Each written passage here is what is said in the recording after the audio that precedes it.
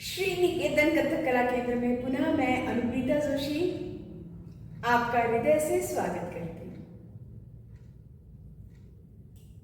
मुझे अभी पिछले मेरे 3-4 वीडियोस में एक कमेंट आ रहा था कि मैम आपके पैरों की आवाज बहुत स्पष्ट है, बहुत क्लियर है, लेकिन हमारे बच्चों के पैरों से तो आवाज ही नहीं आ रही, क्या किया जाए?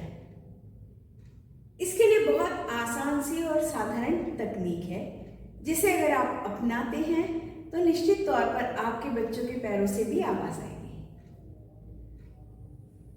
आगे मैं बताऊं वो तकनीक, उसके पहले अगर आप मेरे इस चैनल पर नए हैं तो प्लीज मेरे इस चैनल को सब्सक्राइब करें, लाइक करें, शेयर करें और कमेंट जरूर करें, क्योंकि मैं बहुत छोटी छोटी टेक्निक्स बता रही हूँ, तकनीकें बता रही हूँ, जिसके द्वारा आप अगर कथक सीख रहे हैं तो बहुत आसानी से अपनी चीजों को आगे ले जा सकते हैं।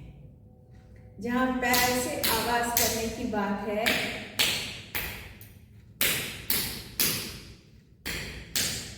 मैं बहुत हल्के से कर रही हूं, लेकिन इसको करने के लिए क्या होता है, हमारे बच्चों को सबसे पहले उनको फन वे में सिखाना है ना, मजे करते हुए।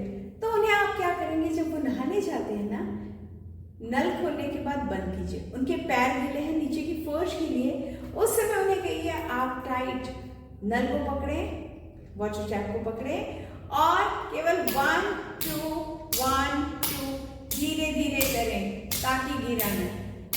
और जब उनको लगेगा कि अब उनकी ग्रिप प्रॉपर हो गई, उनको बोलिए फास्ट करेंगे, ऐसी आवाज आने लगेगी, उससे उन्हें मजा आएगा। नहाने के बाद बच्चा फिर जब चलता है, उसके पैरों में हल्की नमी, मॉइस्चर तो होता ही है, तो उसे आप कहिए जब चल रहा है तब पैरों को इस तरीके जोर से बजाते हुए चले।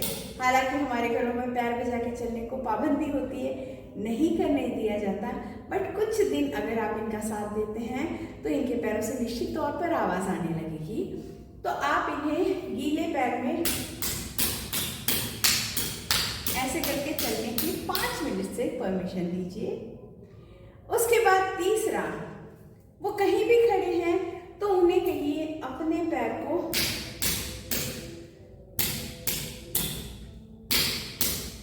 इस तरीके से पटकेंगे, दोनों पैरों में एक जैसे बैलेंस होने से एक जैसे आवाज आएगी, वरना सिर्फ एक ही पैर को बच्चे ऐसे करते हैं और दूसरे पैर से आवाज ही नहीं आती है, तो वैसे करना नहीं है।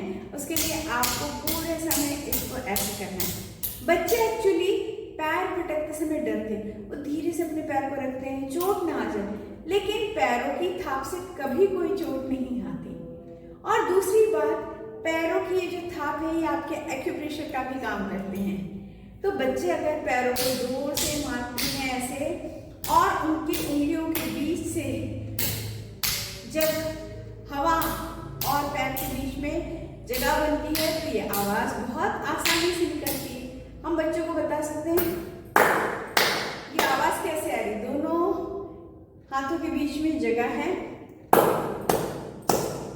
और जब यहाँ हवा होती है हम उसे प्रेशर देते हैं तो वो आवाज निकलती है। सेम चीज हमारे पैरों के साथ है, हमारे उंगलियों के बीच में और हमारे तलवे के बीच में हल्की सी जगह होती है जिसमें हम पैरों को